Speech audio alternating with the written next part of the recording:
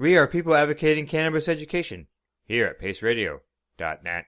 The views expressed by the individuals during this broadcast are their own opinions, and they may not be the same as those of their group or other organizations they may be involved with.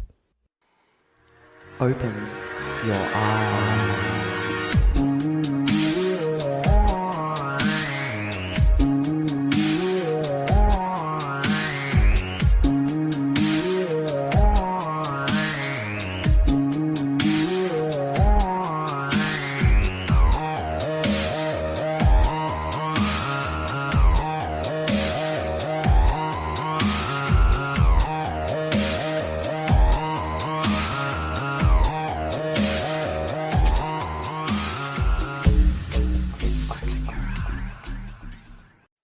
There we go. Hello, hello, hello, and welcome everyone to Open Your Eye. We are live here at paceradio.net. So glad you could join us on our second broadcast. Still getting out the kinks and working everything out. I'm going to bring in my joint host for today's show, and each and every week I am joined by my joint host, Miss Cindy Howell is in the house. How y'all doing? There she is. And of course, my other right hand is Michelle Sikora is also with us, who will join us later for Q&A. But before we get started with tonight's guest, we're also going to have a little gab on how everybody's doing. And then we're going to talk a little bit about a news story. So how's things on the East Coast and West Coast? Things are good. Things are good. It's turning into a beautiful day here on the East Coast. Nice, nice. How's things out there, Michelle? Your mic is muted, Michelle. Oh, you're muted. There we go. Here I am. There you go. There you are. I'm still having my coffee. Yeah, it's morning time on the West Coast, right? Midday for me, afternoon for Cindy. No, it's a beautiful day here. It's a little partially cloudy, but it's not raining, and the birds are singing, and we're breathing. So, yeah, it's a great day. It's a great day. It's a great day in the neighborhood. And really looking forward to today's show with today's guest. Mr. Dana Larsen is in the house, and he has so much going on in the alternative medicinal space. So it'll be it's really exciting to have him on today for sure. And we're going to start off today by talking a little bit about a news story that we found that we'd like to share with you, because of course psychedelics are all up in the news these days, all over the place, from coast to coast, from east to west, north to south. It is happening, and we're going to talk about a story on Fox News about a governor or a bill that's going through in California that would decriminalize psychedelic drugs. Yeah, it looks interesting. Gut filled on the new California bill that would decriminalize the psychedelic drugs. Drugs are evil, but really they aren't. The desire to obstruct your right to relief is what is evil. Absolutely, absolutely. Scott Wiener is introducing a bill to decriminalize psychedelic drugs in like psilocybin, LSD, MDMA, ketamine, DMT, among others. The bill will focus on the medicinal benefits regarding PTSD, depression, as well as other ailments. Interesting stuff. Yeah, it's really exciting. For somebody that suffers, I'm absolutely thrilled. But these drugs are also known for making people love more, right, Dana? Yeah. And Dana Pernio is co-host of the Five. It'll make you fall in love with your fellow humans, according to him, and fellow citizens all over again. So that's it's kind of true. It is absolutely true. I mean, lots is going on all over the place. Like, we even have states, one in particular in the U.S., that have already gone forward and decriminalized this. We've got medicinal use, right to medicate, right to use bills coming in effect all over. California is next on the psychedelic edge, including magic mushrooms, which is, of course, our particular genre here between us three joint hosts. Michelle, you're a microdoser as well as Cindy, as well as myself. So you could speak to this, Michelle, as well, right?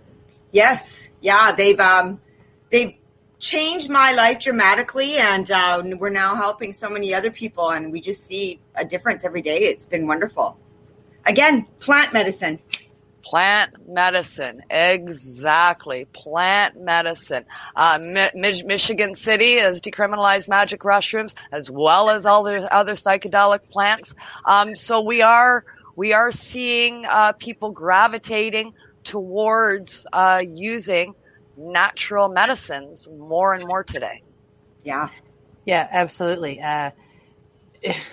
They watch it, and they watch what people are doing. Meanwhile, the war on drugs produce more casualties than real wars.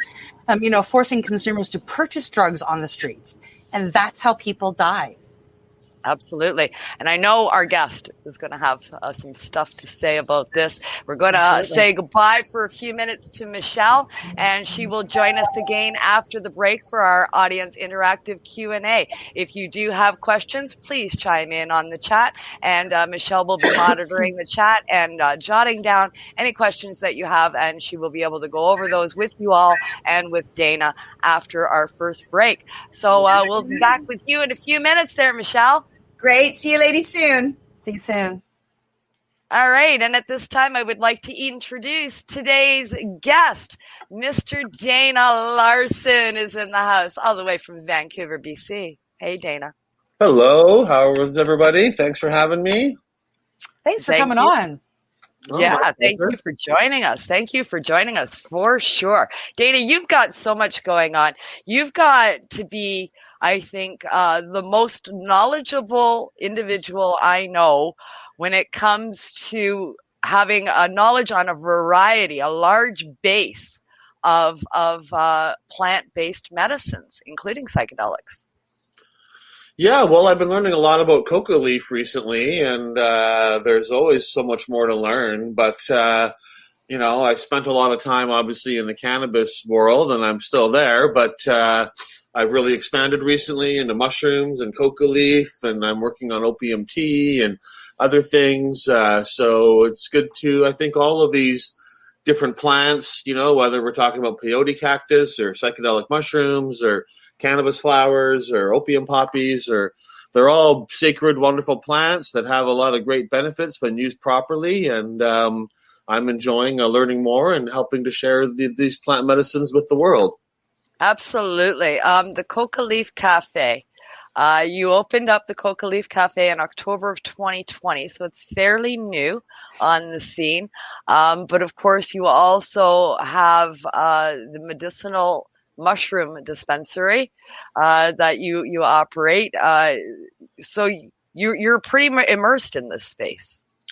Yeah, it's been a busy few months with the cafe open and getting things going there. And it's really a project that I was working on for a few years before we opened it.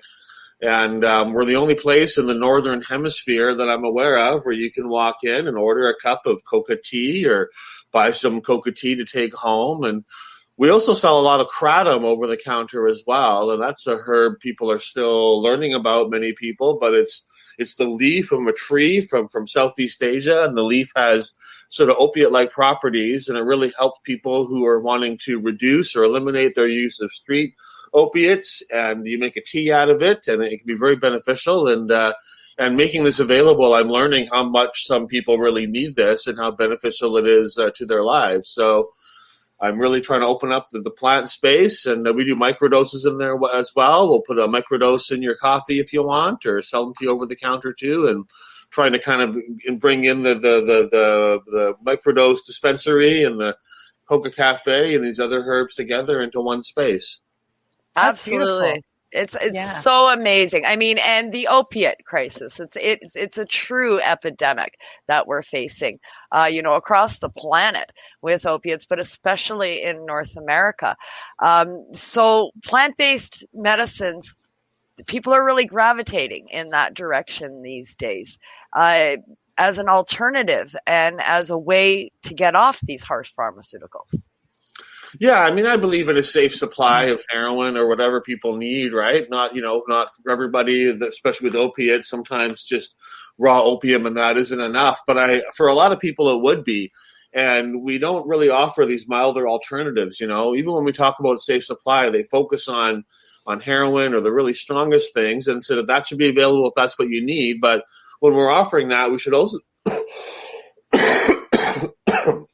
also be offering people opium tea or smokable opium, alternatives like kratom or alternatives like cannabis as well. A really strong edible can be good for people sometimes as a alternative or a substitute. And so I'm really focused on making these things available. And kratom especially has got a lot of benefits, and it's got some issues around it, but it's really remarkably safe, all things considered. It's really good for pain relief. It's good for opiate withdrawal. Also good for things like exercising or working out. Some people take it right beforehand. It gives them more energy. You can mix it with coca or with coffee to make drinks and that as well.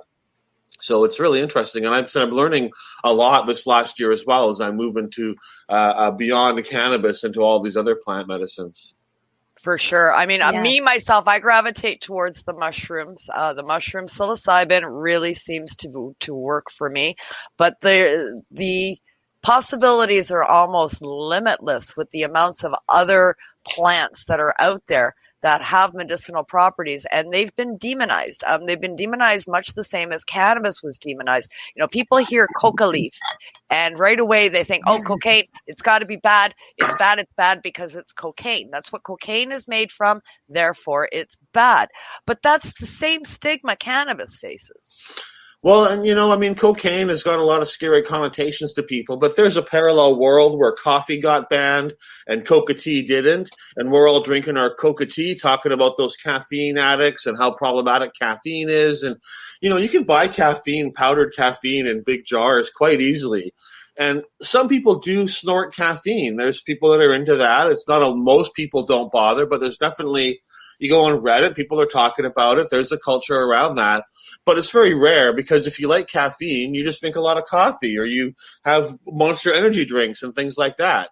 And I think that coca is the same way, that if we had a legal system where you could buy coca drinks and have coca tea available, then most people who want that experience would drink coca tea or chew coca leaves or coca gum and things like that. And there'd be a minority of people that liked snorting it or taking it in a more pure way, but it wouldn't be such a big deal, And if somebody had a problem with that, they'd have much easier access to reduce their use or to get back to just drinking it or taking it that way. So I chew coca leaf and drink coca tea. I used to drink a lot of coffee, and that started disagreeing with my stomach. And one of the many reasons I like coca tea, and it's a different kind of experience, but it's really nice. Coca, it increases your oxygen flow in your body, so it stimulates your mind, but it also kind of has a soothing, relaxing effect on your muscles, and it's quite a nice experience to use coca leaf. It's not really a big deal any more than drinking a coffee is a big deal, and it's nice to make it available to people and have that alternative. And we got a lot of regular customers now who are really enjoying it. Now, Cindy has a question. I know. Yeah, I get a couple of questions actually. I listened to an interview last night with you, and I found it very, very interesting. And a couple of things that popped into my head are one of the questions is the coca leaf that you're making the tea and the chew out of. Is it the same that we would take that same coca leaf and we would extract to make cocaine, or are they different variants, different strains? It's the same leaf, and I mean coca does have a few different varieties of coca that are kind of similar but have slightly different appearances of that. You can't really tell the difference by chewing them. But I will say that when they're making cocaine, they grow it in a different way because and the varieties they prefer to make cocaine are different than the ones that they chew. And so when you're chewing it, you're growing it for flavor, for sweetness. And although it'll have cocaine and a bunch of other alkaloids too, just like cannabis is a lot more than THC. Right. And for a lot of people, pure THC is not really what they're looking for, and having all the cannabinoids makes a different effect. Same with coca. So when you just take one chemical out, cocaine, and you leave all the other alkaloids, you get a different effect than when you have them all together working synergistically. But when they're growing just to make cocaine out of it, they don't really care what they spray on it. They don't care if it tastes good or not. They don't dry it and cure it with a lot of love because they know it's just going to be extracted and made into something else. So the way they grow it and the way they treat it, when they're growing to chew it, they want something that tastes good. People like sweeter varieties, just like with cannabis, the smell and the those kind of things. The terpenes are very important to users, and if you give people a selection, they don't always pick the one with the most THC. They usually pick the one that smells the best and tastes the best. The one that hits their nose, yeah. And people there who say, well, we've been using coca leaf for thousands of years before recorded history, and then Europeans come, try to monopolize it, start making cocaine out of it, and then start punishing us for their cocaine use and their cocaine habits, and start spraying it over our toxins over our fields and go to war with us. And really, American tobacco kills a lot more people in Colombia than Colombian cocaine ever harms Americans. And so think about it, it'd be like Colombia sending warplanes over the tobacco fields in the U.S. to stop the health issues and spraying things on them and going to war and cutting down their plants. It would seem ridiculous, but that's exactly what's going on. So, So the difference in strains, there are subtle differences in the quantities of different components that are in these plants, much similar to pot. So would it be fair to say difference between Charlotte's Web and black tuna, where black tuna is 28%? There's not as many like the coca leaf isn't quite as complex a terpene profile as cannabis does, right? So cannabis comes in a wide array of different smells and different appearances. Coca has different strains, but they're not as differentiated from each other. So to a casual observer, they look very similar. It's kind of hard to tell them apart. They grow a bit differently in their appearance. The leaves are a little different in how they look, but they're pretty similar, right? So there's not as many cannabis has hundreds of different varieties that people grow and breed and make new strains. You don't get that with coca. You've got a few different kinds that are grown in different regions and in different ways. Some are used for one thing, some are used for something else, but there's not as much variation in coca and coca leaf as there is with cannabis. Very cool. Very cool. Yeah. Another question that popped into my mind when I was listening to your interview, and I really wanted to ask you today. I have, in my past, I have chosen to use cocaine to suppress, memories and emotions and whatnot, along with alcohol. Would a cocoa tea, kind of bring out that addiction again? Would it bring like a craving out for the actual concentrate versus just the tea? The tea, I don't think so. And I mean, it depends on the person. And, definitely some people maybe who have had issues with cocaine, like maybe coca tea might trigger something. But often there's also some research showing the other way, that people who are using cocaine and want to reduce their use or having issues around it, that chewing coca leaf and drinking coca tea can be an alternative, that they prefer that and they're able to get what they want out of that in a much safer and more regulated kind of way and in an even kind of way. When you get a buzz when you chew coca leaf or when you drink the tea, but it's not the same as the rush you get from taking pure cocaine, right? Mm-hmm. So, I haven't, I've got people that are cocaine users that tell me when they drink the tea, they don't have to use so much cocaine and that they feel that they're more stable and more moderated and everything. If you're abstinent from cocaine, and you've had issues with it in the past, I'm not sure what coca leaf would do, if it would trigger somebody to want that again or not. I don't think so, but I haven't really tried that with a lot of people to see what the experience is, but it is quite different. It's similar in some ways, but it's much milder and much, it's not so intense, obviously, right, as having that a large amount in a very purified form, ingested very quickly. When you chew the leaf, which I'm doing right now, your cheek kind of gets numb and it comes on to you faster, so it's a bit more intense. When you drink it, it takes a little while for it to affect you, just like coffee. It takes a little bit for it to go through your system and that. But I don't think so. But, to each person has to make their own decisions, right? Yeah. Yep.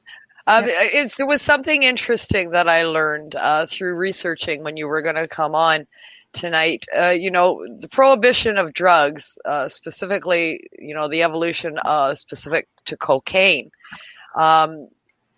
During the Prohibition in the beginning, Coca-Cola was, of course, originally made with cocaine. And then when the prohibition of cocaine came in, of course, they had to remove the substance of cocaine. But Coca-Cola to this day is still made with the coca leaf for flavor, right? People are not aware of this, but absolutely, Coca-Cola Company is the world's largest producer or purchaser of legal coca leaf from Peru. Peru has like a government company that grows a lot of legal coca leaf. All these countries grow a certain amount of legal leaf that's licensed and used locally. But Peru exports many tons of coca leaf. It's a sub-company of Coca-Cola that buys it. They extract the cocaine out of it, which they sell to like pharmaceutical companies. And then they keep the rest and put it into their drink, into Coca-Cola. So Coca-Cola contains a small amount of coca leaf. And that's actually very interesting because under the letter of Canadian law, the coca plant is equivalent to cocaine. And they're both banned as a Schedule I thing. And anything made out of the coca plant is illegal. So my coca tea is a controlled substance under Canadian law. My cafe is an act of civil disobedience. But Coca-Cola, under that law, would also be banned in Canada because it doesn't have a lower limit on how much you can contain. If it contains this, it's illegal, right? So right. One drop of THC or CBD in your product, that's a controlled substance under Canadian law. And so if I ever have any legal troubles with my cafe, you can be sure that I'll be bringing that up in court. And if they're going to try to apply that law to me, they'd also need to apply to Coca-Cola as well. And so it's very interesting that that's the case. Coca-Cola was originally founded as a cocaine-based drink or a coca extract-based drink. It was a takeoff on a drink called Ven Mariani. And Ven Mariani was a huge product, very, very popular in Europe. It took a long time for coca, after coca leaf was discovered by Europeans in the Spanish invasion of South America, and they learned about coca. First, they tried to ban coca leaf from the indigenous people, and then when they saw that it was useful, people would pay for it, the Spanish conquistadors monopolized coca production and had their own coca farming and would sell it to indigenous people, often to their workers at exaggerated prices to further milk the population for their wealth. But it never became popular in Europe because the leaves wouldn't make the ocean voyage. So by the time they brought leaves back to Europe, their potency would be gone and people didn't see any value. So it wasn't until cocaine was extracted in the 1800s and they learned what cocaine was that suddenly this became popular. And Ven Mariani was an alcohol, like a wine infused with cocaine, or like a coca extract, which had a lot of cocaine in it. And that became very, very popular. And Ven Mariani was huge. And a lot of very top celebrities and politicians and kings and royalties and presidents would drink this stuff. So all these other variations came out there. And Coca-Cola was originally called Pemberton's French wine. And it was a coca-based drink developed by a guy in Atlanta, Georgia. And when Prohibition came, like you said, he had to take the alcohol out. And he changed the name and made it Coca-Cola. And that was the alcohol-free drink during alcohol prohibition. And then when drug prohibition came in, they removed the cocaine or, still used coca leaf, but removed the cocaine, replaced it with more sugar and caffeine and that, and it became the drink we know now. But Coca-Cola was very much a coca-based drink and a takeoff on Ven Mariani. Wow. That's wild. That's wild. I mean, the evolution, the steps and the processes that this has gone through. I think it's exciting to think that you have this information, and it's like, well, if Coca-Cola can do it, why can't I? Yeah, I've really learned a lot, reading and studying coca over the last while. And I spent many trips down to Peru and down to Bolivia and Colombia and meeting activists and coca growers and the people fighting for coca liberation there. The word coca, we talk about cannabis being the tree of life. And I mean, I think it is, or at least one of them. But the word coca means tree, and it means like the tree, like the great tree, or like the archetypical tree. And so, to those cultures and to those people, coca is their tree of life, right? The leaf that provides so much benefit, that has nutritional benefit, that helps them work better, that has a lot of spiritual connotations to it, and that is intricately tied in to their worship. They offer it as a sacrifice to their different deities. They hold it in a special way with 3 leaves like that. They call it a kuntu. And that's kind of you'll often see that in indigenous art and in art from those countries, the 3 leaves. And usually they want to get a leaf from 3 different places. So you have 3 different sort of strains of leaf, and they'll put it to their forehead and they'll kiss it and breathe, blow air on it. Not everybody, but during like a ceremony or a shaman doing a kind of ritual, the average person won't really do that very much, but they all know what that ritual is. And they're all like aware this is definitely, it's not just a plant, it's a plant medicine, and it's an integral part of their culture and their society, and tied into it very, very much so. So, when we try to ban these herbs, it's a form of cultural genocide, attacking a leaf that is deeply connected to their sense of self, or their culture, their spirituality. All their beliefs are tied into this plant in very integral ways that we don't really think about or are mostly aware of in North America or in our culture. Yeah, for sure. I mean, it's amazing the medicinal properties that are held by these plants that we're focusing on. Open your eye, coca being one of them. You're also, of course, got your hand in many other things, but the things that it helps. It's not only for the opiate crisis, but depressions, PTSD, pain control. Absolutely. Yeah, and the whole psychedelic area as well is really, really growing as well, and with the mushrooms are becoming big. Vancouver's actually got a mushroom dispensary that I didn't open, right?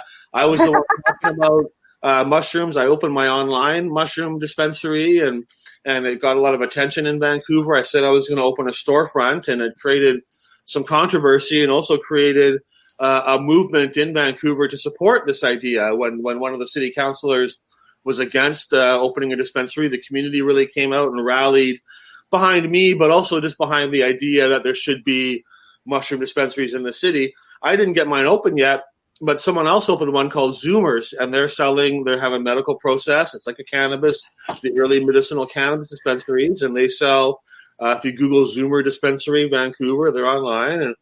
And I'm integrating my mushroom dispensary into the Coca Leaf Cafe so that you'll be able to pick up your things there or make your purchases there, kind of a all-in-one center. But we haven't really got that part going yet. You can't buy mushrooms there yet. So I think it's great. I mean, I'm a little jealous they got open before I did, but I think it's wonderful. And I hope that we see this spread in the same way that we saw cannabis dispensaries spread. I think that in the next few years, we're going to see a lot of people more openly selling mushrooms and microdoses. There's a company called Microdelics run by Jerry Martin, a friend of mine, an activist, and they're making microdoses of LSD and of mescaline and that available in very small quantities. You can have benefits there.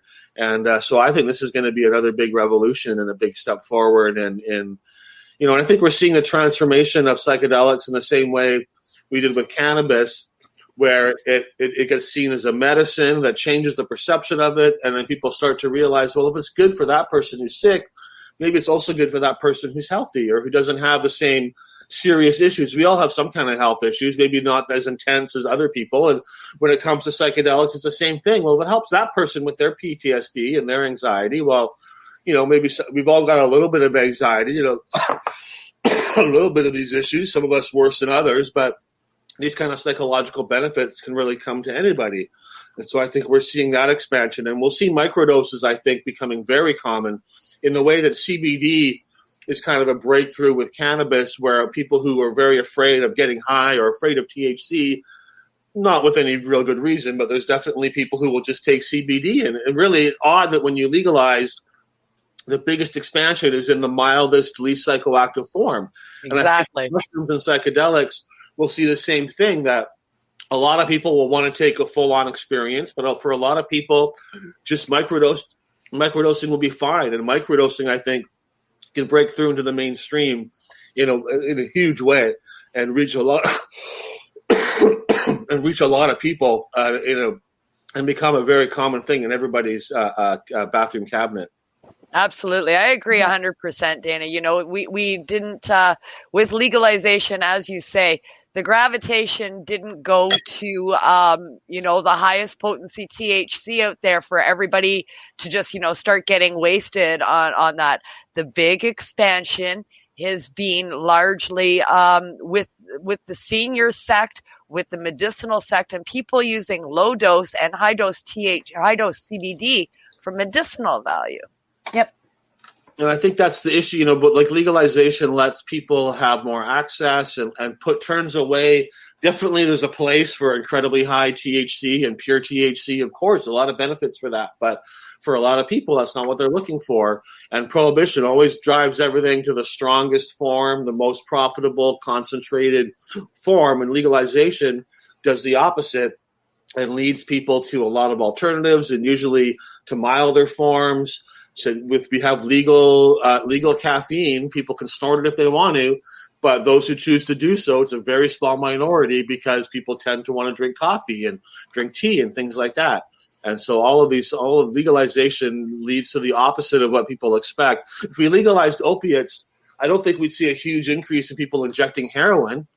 In fact, I think it'd be the opposite, that we'd see more people tending towards drinking a little opium tea when they have an ache or smoking a little opium and using it that way. And we'd see the tendency, people think, oh, hell would break loose and everybody would start going to extremes. But for the vast majority of people, that's not what they want. And it helps them get away from those extremes because that's the only option available otherwise. Absolutely. I truly believe what you're saying. I believe that if we give people the opportunity to use their drug that they're addicted to or to microdose off of it and come off of it, with less pain, I think that we would see more and more people take the choice to be clean and to get healthy. I don't think addiction is a choice. So I think if they had a choice with, if the world moved that way, we would see more people move towards the microdosing. Well, and you can have issues. I mean, definitely when I was drinking a lot of coffee, trying to quit coffee was hard, right? Like it caused a lot of withdrawal symptoms. I had intense headaches. I tried to quit. I would go back and start using it again and then quit again and went back and forth several times. But because coffee is safe and legal and effective, I wasn't risking my health.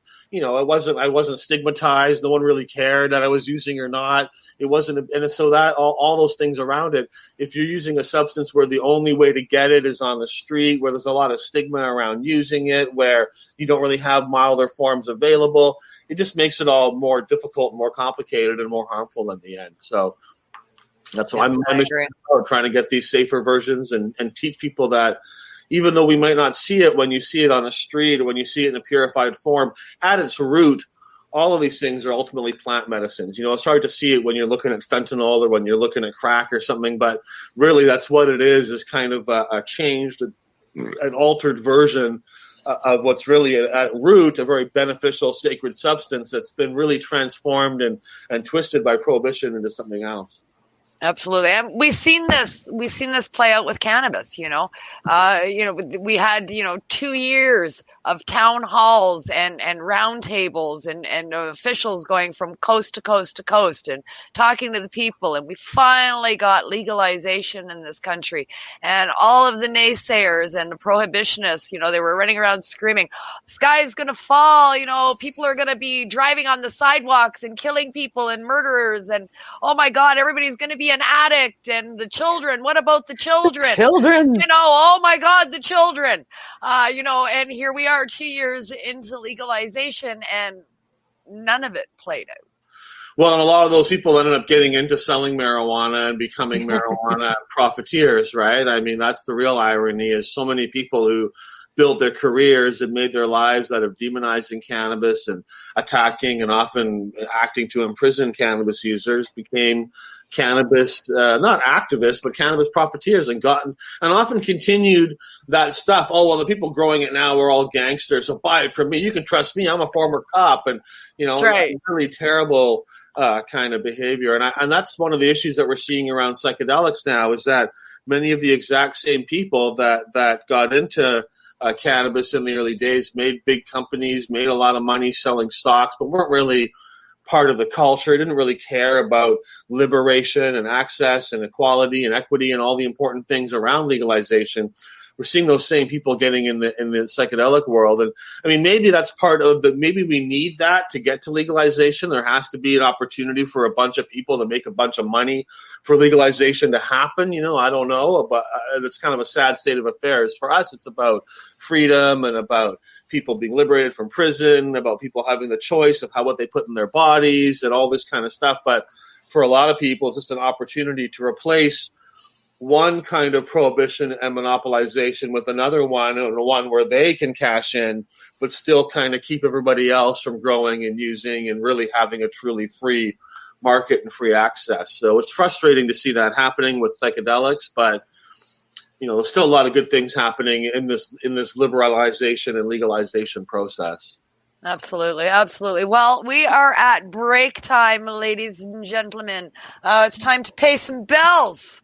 And hear from a few of our sponsors here at the network.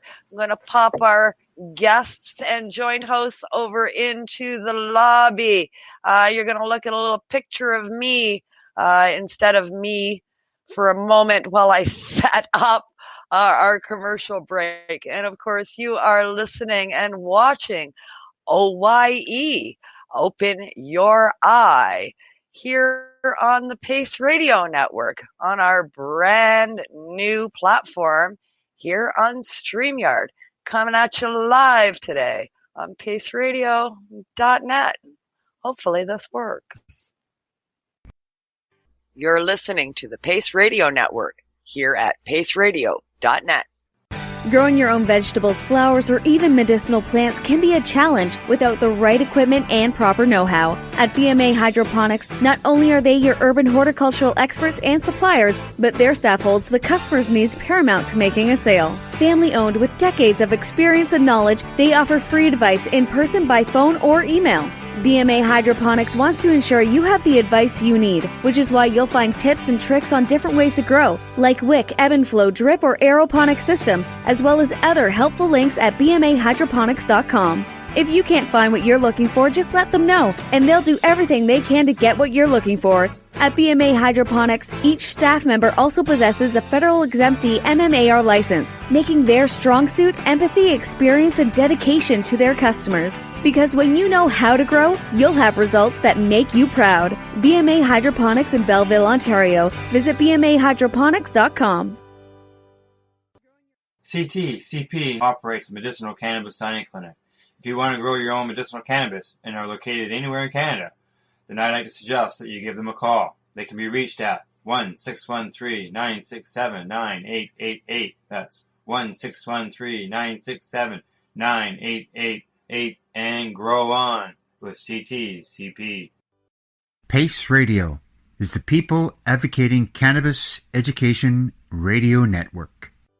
A doctor's job is to relieve your pains. And when it comes to growing cannabis, the biggest pain is trimming. Let Dr. Buck Cannabis Trimming Solutions take the pain away. Whether you're a home grower or commercial operation, we have the cure. From 4 plants to 400 plants, garden size doesn't matter. Dr. Buck Cannabis Trimming Solutions comes to you with years of experience and professional discreet service. It's simple. We trim your weed and we do a damn good job. Visit drbuckcts.com to book your trimming. Hey growers and grow shops, do you want a 20% increase in yield from your cannabis grow?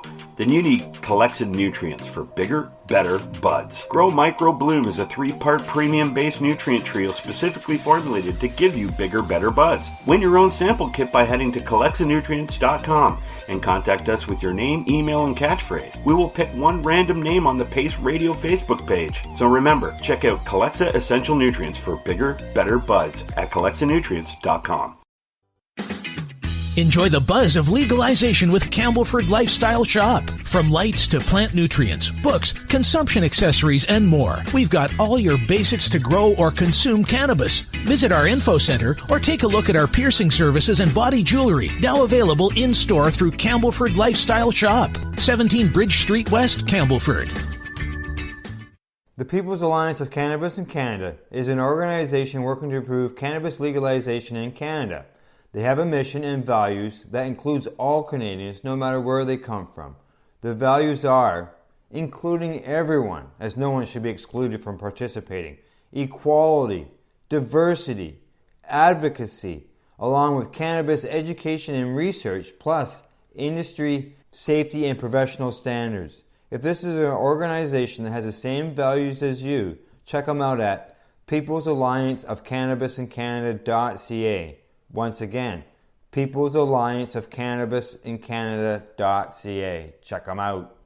At Legacy 420, we believe in being different. Experience the difference of quality control. Our labs provide tested formulations for all of our products. Experience the difference in trust. Our customers can trust that we are following up-to-date COVID precautions for their safety. Experience the difference in accessibility. We're open 7 days a week. Please visit our website, legacy420.com, or contact us for curbside pickup as well as nationwide mail order shipping. Legacy 420 values overall wellness. Come and experience the difference of Legacy 420.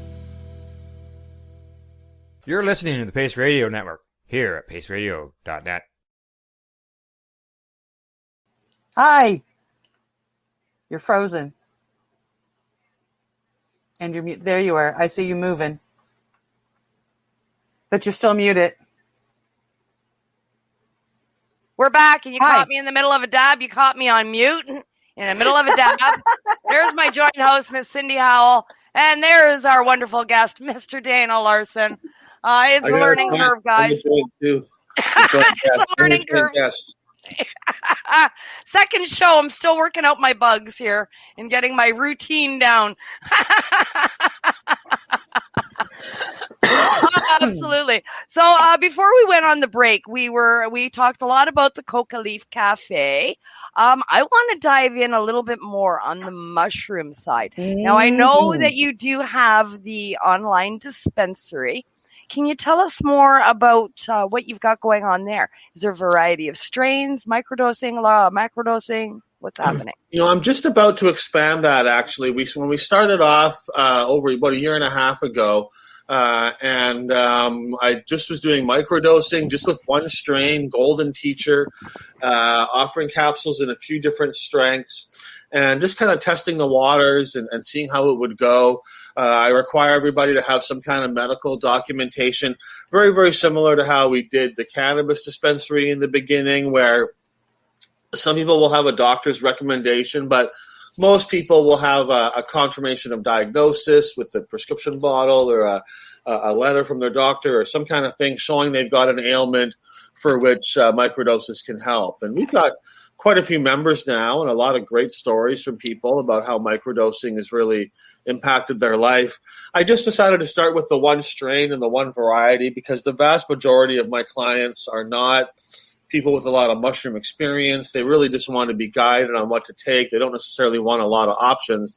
And so just having the Golden Teacher, it's a really good strain. We've standardized the dose and got a few different kinds of capsules, but they're all basically the same. But I think I'm going to expand things and open it up. But I've been working on this a little bit recently to adjust it because I want to start making macro doses available as well. And I think that we're going to start making the microdoses available to anybody who could show they're an adult. They're very safe to microdose. We're all stressed out these days because of COVID and many other things. And so I think we're going to change it up so that any adult can access the microdoses, but you'll need medical documentation to access the macrodoses and the chocolates, the full-on mushrooms, and make it a little more available in that way. But for me, it's been a remarkable journey, having so many members being able to share their experiences and learning together. It's a wonderful source of data from people about how they're using it and the kind of benefits they receive. And not every single person gets great benefits, but the vast majority of people who are accessing these mushrooms are really reporting life-changing benefits just from taking 100 to 150 milligrams of powdered mushroom 2 or 3 times a week, once every couple of days. A lot of my clients are on antidepressants and would like to reduce or eliminate their use of that. And the way it seems like antidepressants seem to reduce all of your emotions, and so you don't feel the pain and the heartache and the depression so much. But we lost Dana. Yeah, you froze. He froze. He should be back. We'll give him a minute. There he is. There he is. There we're back. Well, okay. I froze up. Okay, but the the effects of microdosing is more to enhance your emotions and doesn't take away necessarily like your negatives or your pain, but it increases the positives and lets you to feel a full spectrum. So it allows you to better sort of integrate experiences and integrate these things back into yourself rather than trying to always being focused on something or always thinking about that one traumatic experience or being triggered a lot. It lets you kind of become a more whole person and take that and make that part of yourself and take that pain or that triggering or those experiences and integrate them. And so it's been wonderful to see people benefiting like that and reporting about how, something would happen during the day that normally would ruin their whole day or their whole week. And they'd be constantly thinking, or they'd get triggered and angry and react. But instead they're just like, hey, que sera, sera. I can just let that move past that, not let it become the whole focus of my day or all of my thoughts. So that's really nice. And, I think the macro experiences can be really good too for breakthroughs and for epiphanies and for kind of understanding yourself. But I would like to see more research and do more access myself to combine these things, because you get the one big trip. And that can be great, but some people think, I just do one big psychedelic trip and then all my problems are cured. I won't be an addict anymore, and I'll figure out all my family problems. It does not work like that. It gives you insight and opportunity, but it's not just a one pill and then you're better kind of a thing. And I feel like the microdosing can give you that long-term benefit where it allows you to remember the kind of insights you had on your bigger dosages, but in a much less overwhelming kind of way. And so you have your big trip and and you get some insights and you remember some important truths and you get some perspective, and then microdosing can bring those feelings back, but you don't have to you can still function and do your life and do your thing. And I really would like to offer people that combination and create a safe space where folks can come and take their bigger dosages and then go off and then do microdosing for a couple of months and then come back and do another big trip and kind of have that combination. And I feel that would be very effective. There's not a lot of research combining microdosing and macrodosing together like that. So I can't really say it's been like scientifically done, but it makes so much sense to me in my personal experience and how these things work and in guiding people through these microdose experiences that microdosing and macrodosing together, I think, is going to be really remarkable as a form of therapy. And so sending people so they can access it themselves and do their own macrodoses is good. Mushrooms are very, very safe, but I would say if you have depression or psychological issues you're working through, there are some risks around mushrooms, mainly sort of doing them yourself and kind of maybe having a negative spiral that can come out of that. If you're feeling depressed and unhappy, I'm going to take some mushrooms to feel better. That's not a good way to do it, especially by yourself. That can sometimes lead you to feeling you need some guidance, and you kind of get your head too much. And just having somebody there to touch you, or just to say, "Hey, just say the right words," or just to kind of redirect you a little bit, can make a big difference. But absolutely, they're not going to talk. You can't you don't die from taking mushrooms. It's not going to cause any health issues like that. But and psychologically, for the vast majority of people, they have a really positive experience. But I think especially if you're using it to try to overcome something, it's important to use it in the right way and to have a little guidance behind what you're doing. And therapeutically, they have better benefits and more positive experiences if you're given a little instruction on how to do it properly, and that the setting is the right kind. Absolutely, 100%. Cindy and I can both speak to personal experience with mushrooms. We've both been microdosing, and I've been macrodosing intermittently with microdosing for just over a year now.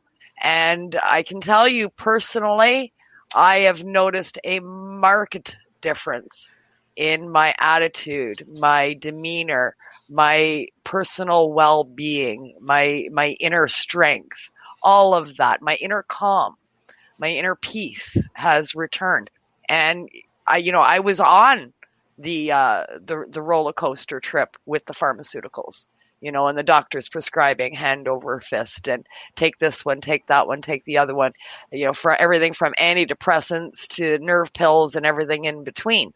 And all they do is push down everything that is causing you to be in that state. They push it down, they mask it, they bury it. You're not dealing with any of it. So it's never going to go away because you're pushing it down, you're burying it, you're putting a big ass boulder on top of it and saying that doesn't exist right now. And you're a vegetable because of that numbing effect. It numbs absolutely everything in your life at that point. And mushrooms is the complete opposite. It's the flip side. It takes you and you look at it. You look at what's bothering you. And you feel it intensely. But then you deal with it. And it's never going away until you do that. That's exactly right. That's exactly the kind of experiences I get my clients reporting and that we're seeing and that all the literature shows. And I think that's, we have a lot of healing. Everybody's got their issues, some people more than others, but everybody's got their pain. Everybody's got their trauma. Everybody's gone through stuff that they need to heal from. And done properly, psychedelics, not just mushrooms, I mean, peyote, ayahuasca, LSD, MDMA, in different ways. And I think that hopefully as we liberate this stuff, we can understand better what those differences are and how to use them in different ways. Like an ayahuasca trip is quite different from a mushroom trip, but also it's kind of similar in some ways too, and I think that having legalization and more access, we understand these better and which ones to use in the right context, or how to really maximize the benefits and minimize the risks involved. But the psychedelic entheogenic experience, I think, is key to a lot of psychological healing and a lot of benefits, and we're really just scratching the surface in some ways. Absolutely. Yeah, I'm really excited. I myself, I've been microdosing for a couple of years now, and I've had a few macrodoses in there. But I am gearing towards going on a larger iboga experience, and I'm pretty excited about that. But you're talking about the macrodoses and the microdoses and what they do. It sparks a question in my mind that I've been wondering for a while. What would you tell somebody when they ask you, why are some microdoses emotional for me? Like, I've got some microdoses that, I take a 0.2 and, I'm crying all day. Yeah, I had some clients talk about that too, and they feel they're too emotional in that sense. But I mean, it's hard to say, but I think that it's just, you feel a sense of connection. And I really find that with that, and they definitely can trigger emotions or bring things up. And, if you're feeling emotional, I mean, I think you'd want to interrogate that within yourself and why, if you're feeling sad or you find yourself crying, like, is there something going on that it is bringing up that awareness for you? I'm not really sure I have the answers to that, but the clients I have who have that, I would normally tell them, well, we'll try a dose, right? That you're getting triggered at 200 milligrams. When 200 is a fairly big microdose too. I mean, it depends on the potency of the mushroom and depends on a lot of factors. Right.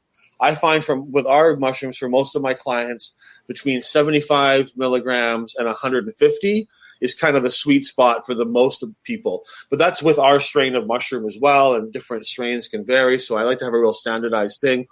People that are on an antidepressant or an SSRI, I find often have to take around double the dose to get a beneficial effect.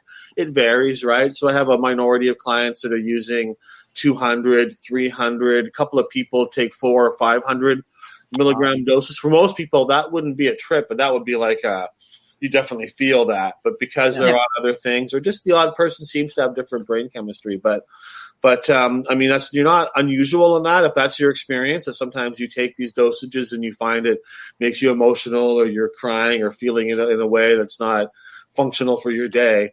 I would recommend trying some bigger dosages to work through that, or lowering your dose so that you get a little bit of that emotional stuff that you can work through, but you're not so triggered in that huge way, right? And if it's sadness, or if it's, I mean, sometimes you get sort of tears of joy. Maybe that's the wrong word, but when you feel really connected, like mushrooms increase our feeling of connection, and that.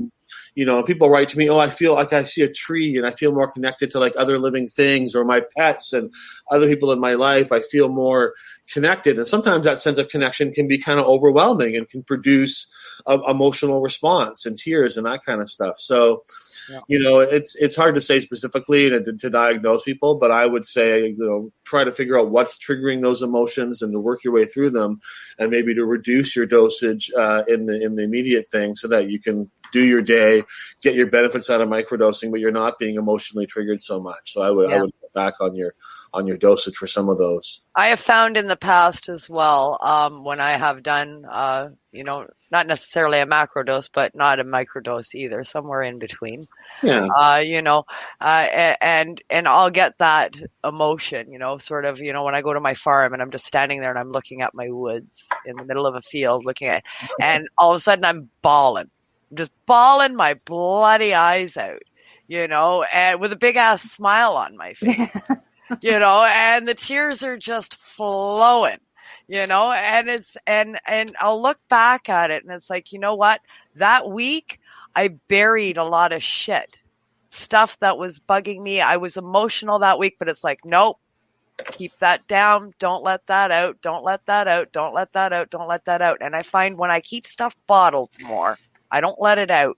When I have that experience, it's all that shit that I kept in. It's like, there it is, and I just got to cry, laugh, and yell and scream all at the same time right now. And then it's gone.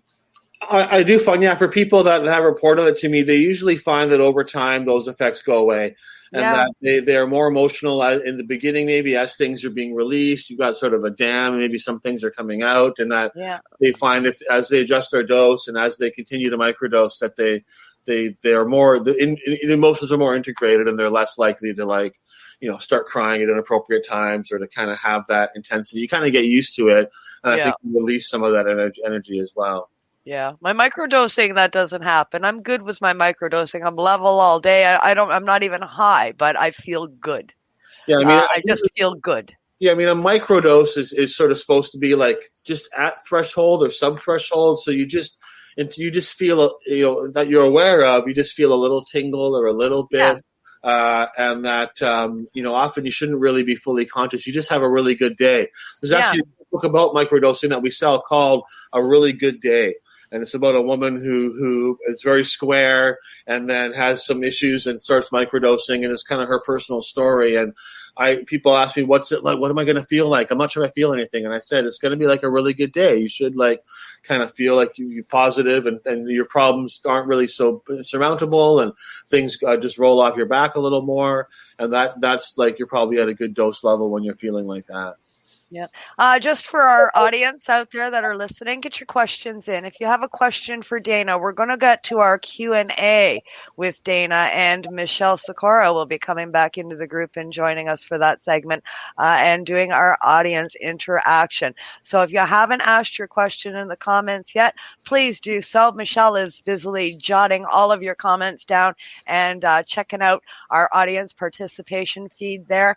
So if you do have any questions about anything that we've discussed or anything outside of what we've discussed for Dana today, please get them in the comments, and Michelle will get on that. I could go on with you for another hour before we even got to that point, but we are limited. Oh, too bad.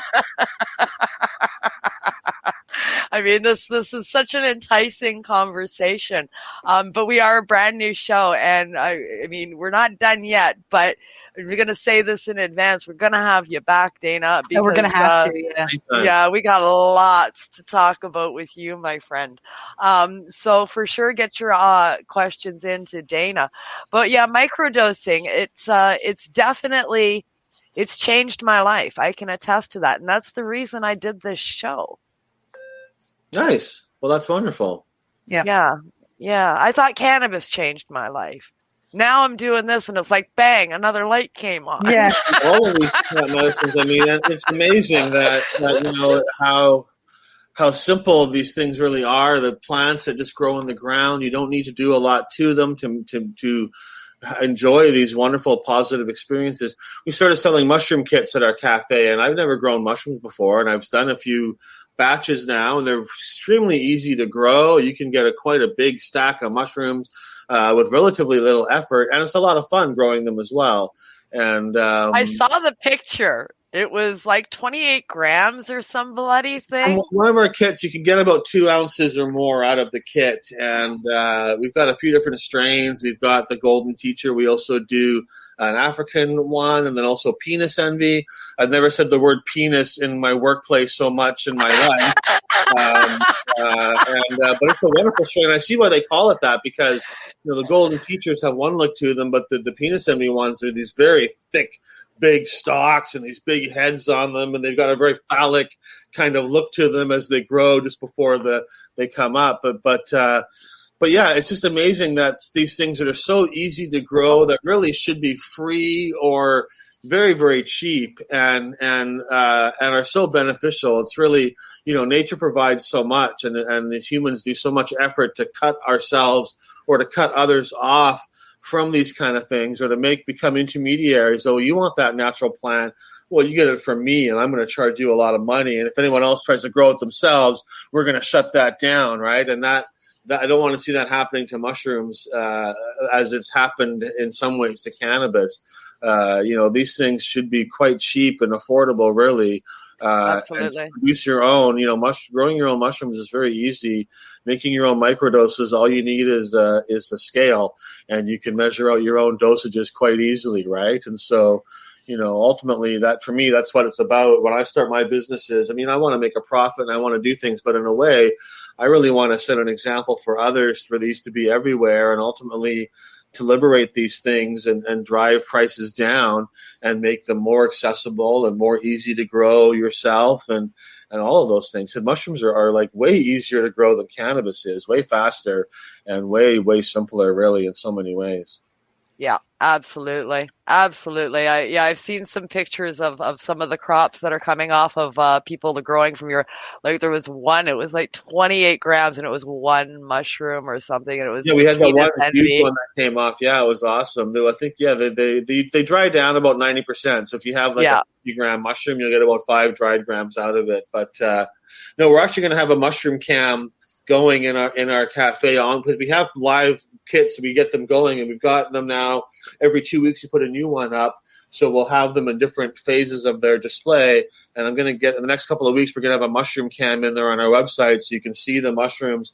And when they're at their right stage, they grow so fast. Like, it's a slow process to begin with, but once you'll come in and you'll leave at the end of the day and they'll be this big, and you come in the morning and it's like 2 or 3 times as big. You can almost see that growing in real time by looking at it, right? So I think people will enjoy watching the mushroom cam and seeing the plants online and seeing seeing the fungus online and watching them grow. I'm excited about getting that and making that available. That's awesome. That's so cool.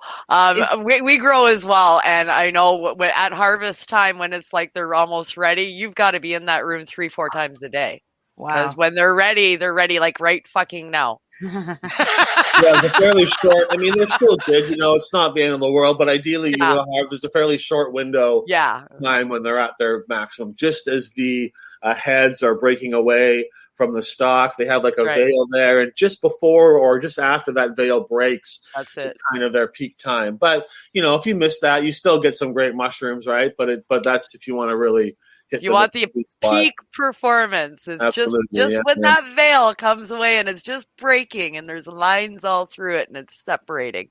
That's when they're perfect. At this time, I want to bring in joint host Michelle Sakara is back in the house with us once again.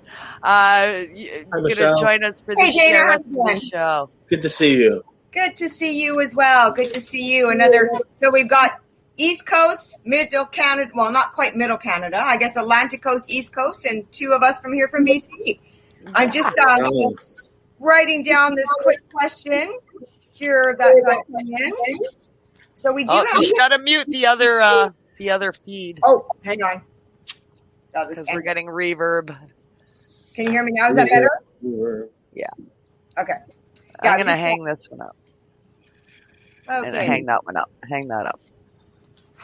So we did get a few questions in from some of our audience members that are watching today. I think I'll start with this one because it came from our Pace Radio network from, I saw it, yeah. You've got somebody else sitting in the studio, and they were wondering what you were chewing on, Dana. Well, those are coca leaves, and we actually, I know I can see my teeth are a little green. Maybe that's not the best for being on video, but the coca leaves, we make a pre-mix coca chew pack. I think I've got one right here. So it's a little baggy, and it's basically got a mix of chopped coca leaves, baking soda, which you need something alkaline when you chew the leaves to sort of activate them, and a little bit of mint for flavor. In South America, when they chew the leaves, they'll use different things in different regions, but they call it like a complement. And usually it's something a bit sweet and something alkaline. So like quinoa ash or calcium carbonate, like crushed seashells with a bit of something with stevia or something sweet in there. So you have a little baggie like this, and this is one chew. We sell these at our cafe, and they'll be available for mail order soon. And you just kind of put it in your cheek. I just kind of... All of it, eh? You do the whole bag in one. It's all blended together. Now, it's a little bit dry when you put it in, so now I'm going to sound a little funny, but after a few moments, your spit kind of moistens it up and everything. Normally, I would sort of just do one at a time, so I got two in here now, so it's a bit more. You provide a little...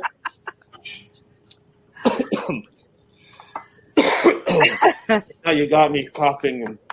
But, shit, look what we did. We have these little stir sticks that we provide, and so it's a sterilized little stick. It's very soft, a nice mouthfeel. And you can use this to, like, kind of adjust it in your mouth and get it in the right spot, around a little bit. So at home I've got all these little sticks with a green end on them in my ashtrays and in little piles here and there. And after you're sucking on it for a little while, you don't really chew it. You more just kind of suck it. You get a numbness in your cheek, and you feel like the coca in your body, and it gets your mind going a little more, relaxes your muscles. You kind of have a nice kind of tingly feeling in your body. It's quite pleasant. It's kind of mild, but you definitely feel it. And that's how you chew coca leaf. Trying to get the whole leaf up here, I would love it, but it's very difficult to get whole coca leaf, out of Peru and into Canada. So this chopped stuff is kind of halfway between the powder we use for coca tea and a whole leaf that you would chew with, but the chopped has a nice consistency, and it chews really well and provides a good effect. So it's not available online right now. It's only available in our store, but we'll have them online soon too, little coca chew packs, and nice little alternative to coffee.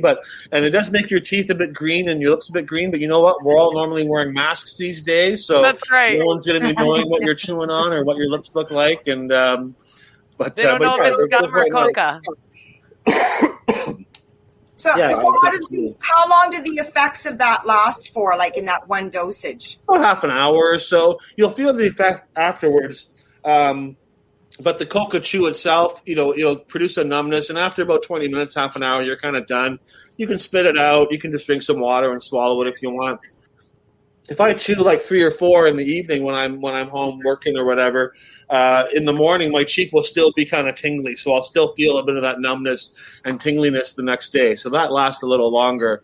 So it has a life shelf then, somewhere like it's got an onset and then like a peak. Yeah, absolutely. Yeah, you feel it coming on, and you definitely it comes on faster when you chew it than when you drink the tea, right? The tea has a longer lasting effect, but it just makes sense. Obviously, it's got to go through your digestive. Well, it's when you chew it, it's going right into your bloodstream from your cheek, right? And the indigenous in South America, it's mostly indigenous people that chew the leaf, and mostly other people that drink the tea. So you'll see both, but most people that are drinking the tea, and it's usually the indigenous communities and that chew it more. And some will do both, obviously, right? But so similar to like cannabis, I mean, and all other medications, method of administration. Obviously, chewing on it, it's going to be more like a sublingual medicine and get into your system a lot faster than having to ingest it and go through your bloodstream via your liver. Similar. Yeah, absolutely. And when they're they'll chew it while they're working or while they're doing stuff, and so they don't drinking a tea is a little trickier or whatever, right? But chewing it, you can just have your pouch. Everybody will have their little pouch with them, and then they'll just chew throughout the day, depending on their job and where they are and what their deal is. But yeah, you have your bit with you. If for some communities, we visited some indigenous people in Colombia, and they have a tradition where everybody's got this special bag that they carry with embroidered with different kind of designs with their coca leaves in them. In that culture, only men are allowed to chew the leaves, and only when they're over a certain age, when they're married, right? So younger men and women do not chew coca leaves in that one group. Other groups have different rules. A lot of women do chew coca. It just depends on the different area, right? But they have a tradition where whenever two men meet each other, they'll pull out some coca leaves and swap coca leaves. And so you see them in their market all say, "Hey, Bill, how you doing?" And they're all sort of constantly trading each other leaves back and forth. And it's just part of their tradition. There are different varieties of leaves, but they're mostly the similar ones. But just like we like to trade, we meet each other. Oh, what do you get? I got some new cannabis. So here's a strain I've got. They're as they're greeting, they're all just trading cannabis or coca leaves back and forth with each other. It's kind of neat to see. Exactly what I pictured, trading buds. Bud swap. I was saying how integrated it is into their culture. That's just part of how they say hello.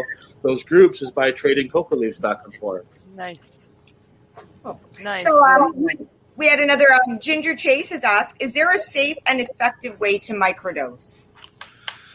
Yeah, I mean, microdosing, like anything, start low and work your way up, So what my clients, I always tell them, I said, you're probably going to find benefits in the 75 to 150 range, but for your first dose, just take 50 milligrams and see how that goes. And you're probably not going to feel very much, but it gives you a chance to feel comfortable, and then do 75, see how that feels. Do 100.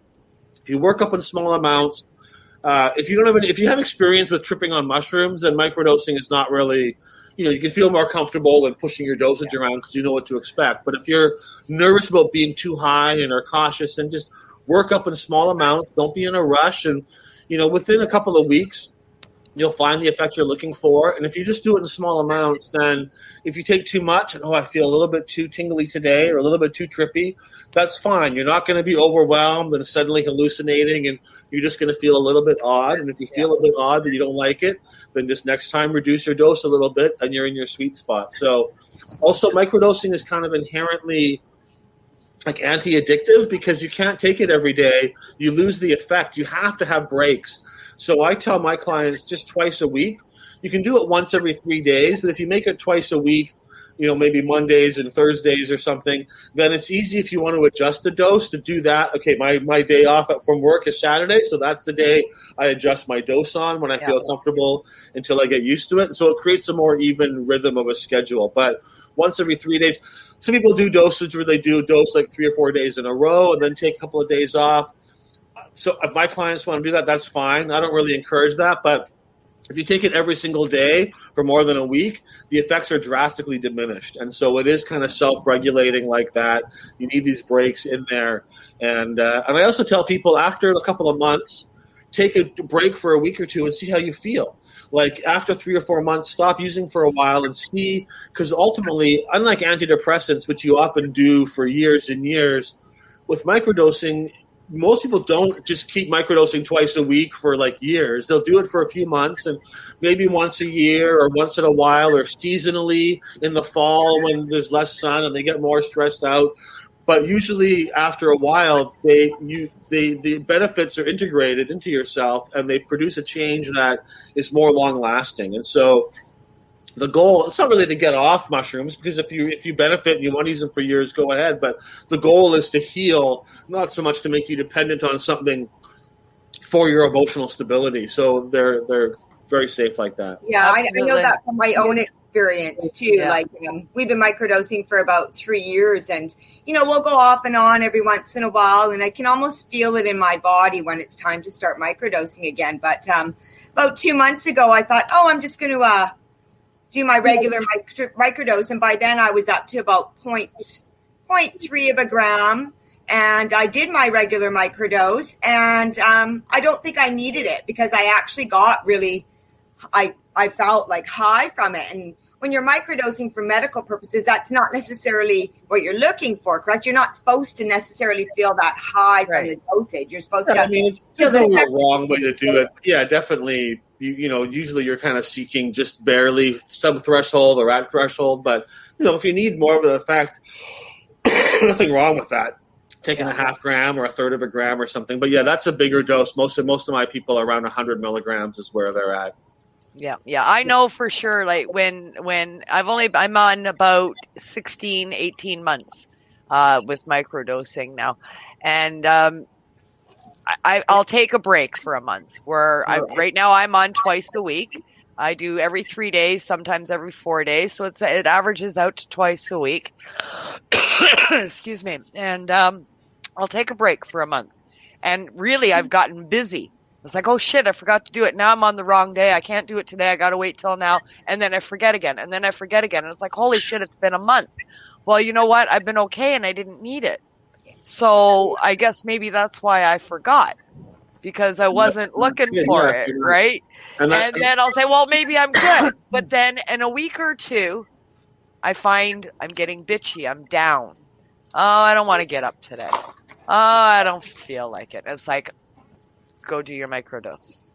Yeah. Which is the opposite of antidepressants, right? You can't just take a break for a week from your antidepressants and then see. You know, they're very strict. You have to take it every single day at the same time. It's very routine, and you don't have that same kind of flexibility or ease of, I've had enough of this now. I've learned that lesson. I'm just going to move on. It's actually very hard to stop using and produces some quite serious withdrawal symptoms in people.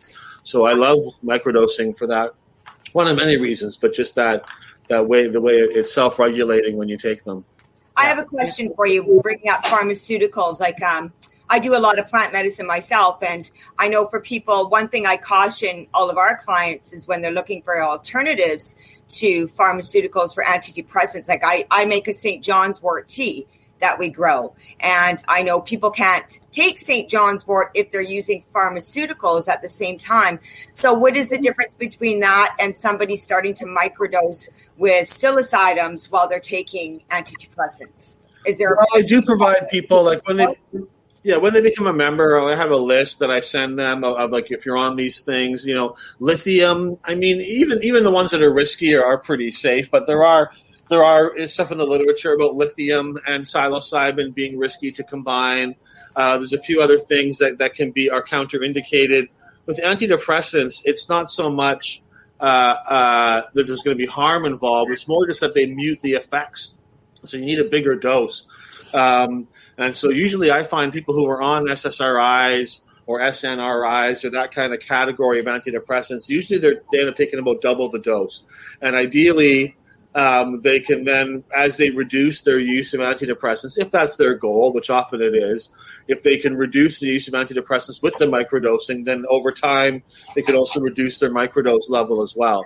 And there's just some people that seem to have different brain chemistry that just are able to take bigger dosages and just need more for whatever reason. It's a minority of people, but there's definitely some of my clients who are like, I'm not on an antidepressant, but I find I need 300, 400 micrograms or milligrams, and I'm not really feeling anything, whereas most people on 300 or 400, you're like, that's definitely threshold. You're not tripping out, but you're definitely aware you've taken something. So whatever dosage works. But yeah, that's it. There's only a few things, and the risks then are still like statistically pretty small. But if people are on lithium, I encourage them to reduce or eliminate their lithium use before starting microdosing. And there's a few things like that, but it's not very much. Microdosing, the psilocybin really is very safe and blends well with most other drugs. Most drugs don't interact with it and are very different and don't really have any crossover. Okay. So I'll just go to another viewer question. Linda Reed is curious about topical applications. Well, it's interesting. I have a business, MJ Creams, and we sell cannabis-infused creams. And people watching this probably know how wonderful cannabis can be used topically. And, of course, coca has also very great benefits topically. And really, cocaine, what revolutionized surgery when cocaine was first extracted, and they found this thing that would numb you topically. Before that, they would either give you something to knock you out, or give you a bunch of alcohol and a strip of leather to bite on while they amputate your leg or whatever, right? And cocaine allowed them to do precise surgeries to put it just where they needed. It revolutionized surgery. It allowed surgeries to be done that you couldn't do before because the pain would be too intense. It also led to learning. They were like, oh, if we put a numbness here, some cocaine here, it'll numb that whole nerve. And so we can put it on a different spot and it'll numb that whole limb or that whole area for surgery. So cocaine actually revolutionized surgical applications. And in countries like Bolivia and Peru, the cannabis is seen as like a foreign thing and often seen as like a hard drug compared to coca leaf, right? Because in Bolivia, the penalties against marijuana are quite strict. But coca is part of their culture, and it's local, but they see marijuana as like kind of a foreign thing and not a good thing. And, it's interesting how every culture, has a different bias. And the drug we use is good, but the drug those guys use... that one's bad. But you will see creams, and you'll see coca creams and coca cannabis creams widely available in Peru and Bolivia. It's sold a lot of places, and I'd love to bring the coca creams in North America. We do have coca skin patches, which is like a patch that you can cut to shape or just use the whole thing. It's pretty big, and you put it on your back or wherever you're sore, and it provides a numbing, pain-relieving effect. It's quite remarkable. We've had some people with some quite severe limb pain or back pain using that patch, and it really helps a lot. And I also tell them, we have this pain cream from MJ Creams, put some MJ Creams on there first, let that soak in a bit, then slap the coca patch on there, and can be really remarkable pain relief. And the cannabis creams are good, but they might last for a few hours, needing more reapplications. But the coca patch lasts like 12 hours or more. Like you put that on there in the morning, and you're good for the whole day, often overnight to the next day. It's still having a good effect. So the topical use of coca extracts and coca, it's huge, and it's very popular in those countries. It's the only place you'll see cannabis like being sold openly in many of those areas is in the form of a cannabis coca cream. Sometimes they'll have coca cream, coca cannabis cream, and a few different kind of things like that. And often they have other herbs and medicines in there too for effect, right? But yeah, the topical application of coca is really wonderful. And when combined with cannabis together, it's an incredibly, dual effect. They each act in a very different way. And so you get some really powerful pain relief out of putting those two together. Well, it kind of goes to my next question. You kind of already answered it, just a different country. Is the coca leaf used in modern medicine holistically and within pharmaceutical medications in Colombia? Pharmaceutically, cocaine is the only real chemical that's been pharmaceutically explored. And just like with cannabis, where, there's far more than THC, and we learn that other cannabinoids have other effects and maybe don't necessarily aren't so stimulating or so intense in some ways, but have a lot of benefits, and how they all work together than anyone by themselves. But for a long time, it was all just about THC. And with coca, for a long time, it's all just been about the cocaine molecule, but there's a whole bunch of other alkaloids in there that are just starting to be researched and that have overlapping but different kind of medicinal effects. And the coca acts as a stabilizer and creates homeostasis for your digestive system. And we know homeostasis with cannabis. Now, cannabis is tied into our overall homeostasis system. There's a lot of benefits from drinking coca tea on your gastrointestinal issues, on digestion, and on your glucose levels and insulin levels. It helps to stabilize those things and bring them into balance. But you don't really see a lot of there's no coca extract pills or they do have tinctures available and drops and things like that, but those aren't pharmaceuticals. Those are made by local people or more of a smaller kind of scale, kind of more similar to our dispensaries, I would say, than to a pharmaceutical model. On a kind of different note, the past president of Bolivia was a man named Evo Morales. He was the first indigenous person elected president in Bolivia, and he was head of the Coca Growers Union and a big advocate for the coca culture. And he tried to get coca factories and things going to make coca pasta, and coca toothpaste, and products like that, which are beneficial but not part of their culture. And so the local people were like, we don't want coca pasta. We like to chew coca leaf and coca the way we do it, and they couldn't, other countries wouldn't take it for export. You couldn't get Canada or other places to accept coca toothpaste and coca pasta as an export. So it all kind of fell apart. So when I was there more recently, it's sad because you see these places that they built up to produce these products, and now they're just kind of standing empty. It didn't really work out. he was trying to sort of make these other products available. It would be great if there would be more acceptance of the coca leaf.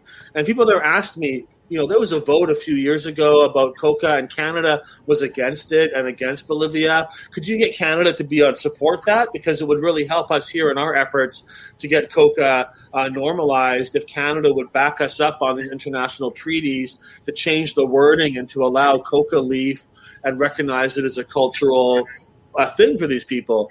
And so anyways, that's the answer to, I don't remember what the question was anymore now. But that's the answer to whatever that question was about coca and medicines. So the coca plant, let's be clear, the coca plant itself is not what is stigmatized. Well, it is, but it's all based on cocaine.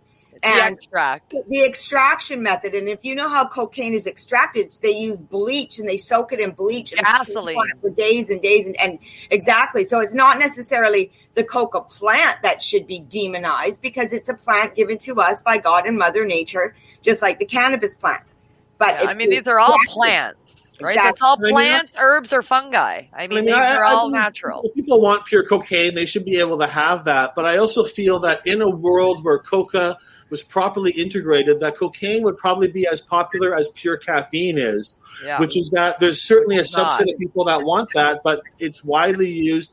And in South America, the vast, millions of people drink coca tea every day, millions chew coca leaf every day, and statistically, none of them are I've had enough coca tea, now I got to start snorting cocaine. It doesn't happen. Right? Any more than you move on from espresso to buying tubs of caffeine powder, right? So I think that it's but if people want that, they should be able to have it. But I feel that it would be more drinks and chewing the leaf and gum and maybe things that are a little stronger than just a straight plant, but still a whole extract and still have all the alkaloids in there. And I think we'd see a lot more of that kind of stuff happening in that. But I don't want to demonize cocaine necessarily, but definitely coca leaf.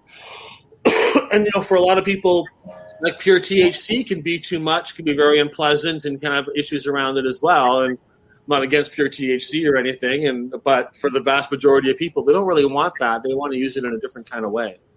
And I think when you're looking at plant medicine, it comes a lot. There's more to this, whether it's just THC or cocaine or what have you, the drug that comes out of it. We're all cannabis people. We know about terpene profiles. And you had mentioned the terpene profile in the coca leaf. And that is a question that I've always had. We grow a strain called ACDC, and it's a CBD strain. And I know when Doug does his extraction with the coconut oil, the smell that lingers in the house really reminds me of that smell that I used to smell at parties when people were smoking cocaine in a cigarette, Cocoa Puffs. It's that terpene profile in that specific cannabis strain that's very similar to what that terpene is in the cocoa plant. So for the last few years, I've been trying to find that terpene profile, because I know there is that terpene in there, the same terpene in that. Which one is it? Exactly. Yeah.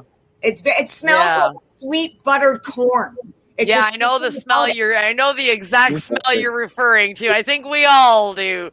Back in the day, it used to remind me of popsicles for some reason. I don't know, but that's just my sensories triggered them.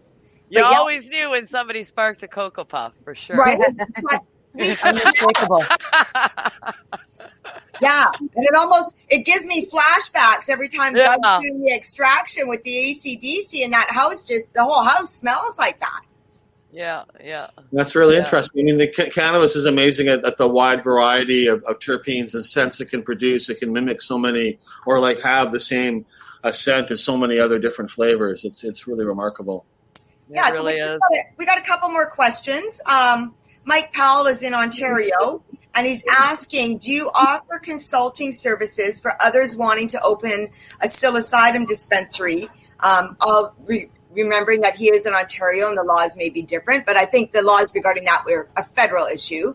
Yeah, they're federal. They're enforced very differently across the country and even in city to city in different areas, right? We saw that with cannabis dispensaries where some cities would give them permits or licenses and back them up. You know that, Michelle, and other areas will try to shut them down very aggressively. And a lot of them are kind of in the middle where they maybe don't mind them, but they don't necessarily want tons of them. And so I think it'll be similar with mushrooms. But, I definitely can offer some guidance, but really, and for a long time, I was helping people open cannabis dispensaries, and I would usually tell them, like, to consider the worst case scenario, and to see if they would be able to deal with that, and if so, then they should move forward. And with mushrooms, the worst case scenario of getting raided and having those kind of legal challenges, no judge is going to put a Canadian in jail for selling microdoses or mushrooms to people with some kind of medical need. So it's not going to happen. You might get financial challenges. You might get raided. You might lose your money or something, but you're unlikely to lose your freedom in Canada, I think. And a lot of the same lawyers and the same arguments around medical cannabis are now being made around medical mushrooms. So I think the main thing, for me is to try to offer quality products to, at least now at the beginning, to properly screen your members so that you're restricting people with a kind of a medical need. If you look at some of the Zoomers dispensary, and if you look on their site, a lot of their stuff is exactly how I word things. And a lot of the early cannabis dispensaries, you'd look at them and you could see they kind of cut and pasted from my site onto their site, the wording and how they did their membership. And that's good. Like, if I can provide a template for people to follow, I think that's really useful. But I think right now, to start with, the medical aspect is important for legal protection, and to kind of, I think, to start off with that anyways. I think everybody should have access, just like with cannabis, but those with the medical need kind of should be at the front of the line, and that kind of gets you the ability to open.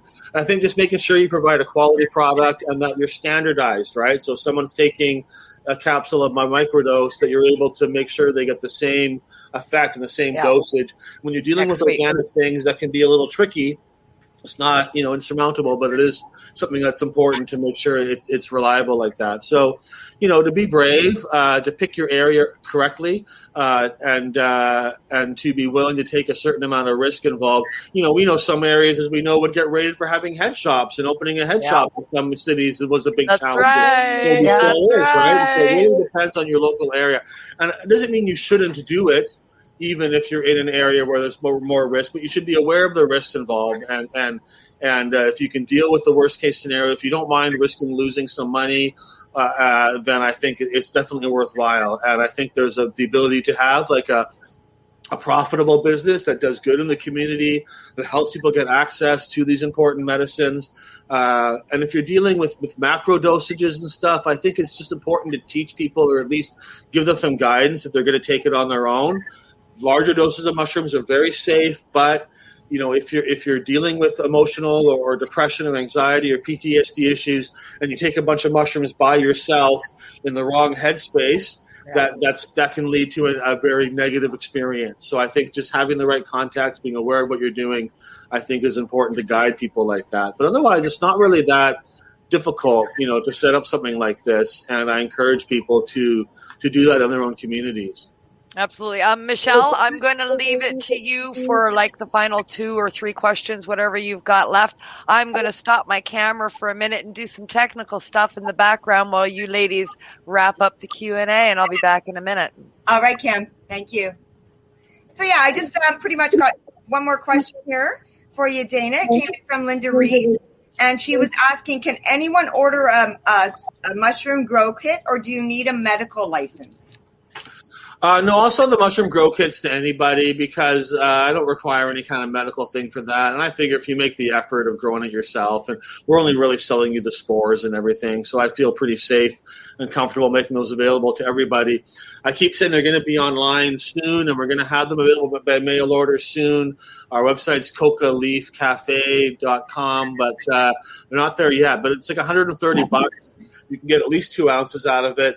It's a lot of fun to do as well. We're going to have more strains coming in soon, but I see a lot of potential in mushroom kits, and I should get my online store going before everybody else does, right? So well, I know, I've seen there's actually quite a few producers. You can go on Google, and there's so many people actually now selling mushroom kits now. I was quite shocked. Yeah, probably a lot of great ones out there. I will say that we found a really good one. I had a few different suppliers come in and offer us different kinds of kits, and the one that we've got I really like. I was able to get a really good harvest myself. It's really well designed. I tried a few other ones, and they were okay, but the yield wasn't so great. Some of them weren't properly sterilized, so they went moldy and didn't produce anything. And so I really like the kit that we have. When it comes to mushrooms, technically, now I could be wrong because magic mushrooms, they grow in the wild. You can go and pick them. So technically it's not illegal for them to grow. It's when you pick them. It creates. I mean, it used to be the law used to not include up until the 90s. The law didn't include manufacturing of mushrooms. That wasn't controlled, and so technically growing them or producing them wasn't illegal, but possessing them was still illegal. So it was a bit off. And so they do grow openly and widely, and so there's legal question. If a farmer's got some mushrooms growing on a cow patty in his field, is he responsible? That hasn't been really determined in court, but it is the production of mushrooms has been criminalized in Canada. So technically these kits, I guess, are illegal. But that being said, I don't think anybody cares. I don't think there's any police, really too many police in Canada. And you just grow it in a little box, right? So it's not like it's even, there's no scent or smell or thing. It's way more discreet than growing cannabis is. And even proving what those mushrooms are would be difficult. But I think under the letter of the law, these mushroom kits, I am conspiring to manufacture mushrooms or something. And so I do think that they are illegal, but I wouldn't really worry about that if I was just thinking about buying or growing mushrooms. And don't let that stop you. Yeah. I know many people that buy kits on a regular basis. They buy the kits and they use them. People have advanced into purchasing spores and making their own, cake now and getting started from scratch and advancing right into harvesting spores and doing their own thing and perpetuating their own strains. So, I mean, it can be quite intense of a process growing mushrooms. Yeah, if you want, I think the biggest thing is cleanliness. Yeah, you can take it to a whole other level, and really, if you do it all yourself, it can become more complicated. But you have a lot more flexibility then too. Yeah, absolutely. And the biggest hurdle is cleanliness, man. Glove up.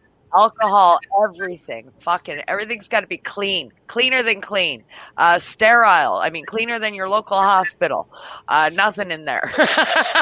Absolutely, yeah. Having a real sterile medium is, and some of the kits we tried, they weren't properly set up, so they ended up going moldy. But the one we have now is very sterilized, and our instructions are very clear. And you have a big plastic bag filled with half of soil and a special rubber port to put your sterile needle through, and everything stays inside. You don't even, eventually you cut the corners to let some air in, but that's like after a month or more of it growing and cultivating inside the kit. So that's really important, keeping everything clean. So you're growing the right kind of mushrooms and not just growing a bunch of toxic mold.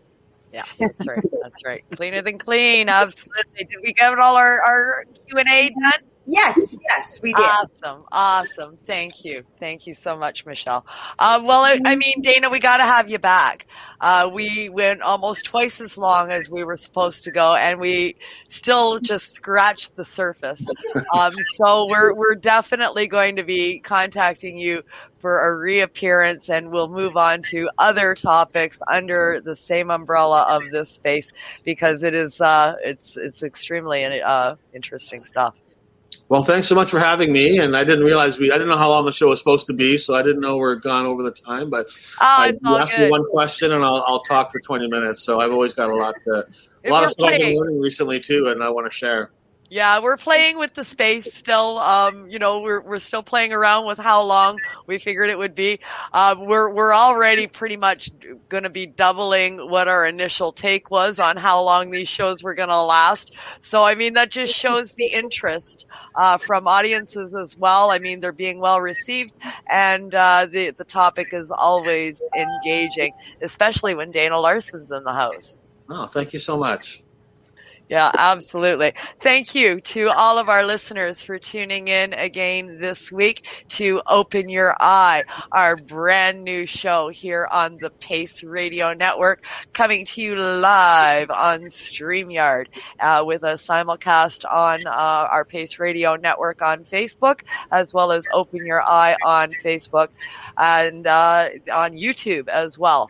Audio podcasts will be uploaded to paceradio.net later on today for your replay pleasure. We will be back in 2 weeks' time with a special guest talking to us about specifics in this space, in the psychedelic space. Thank you so much to Dana, of course, for joining us, our guest tonight. Joint host, Cindy Howells in the house once again, and the lovely Michelle Sikora with our audience participation. Thank you so much, everybody, for joining us today. And we will be back in 2 weeks' time with more Open Your Eye here on paceradio.net. And hopefully our closing goes off without a hitch. Let's try it.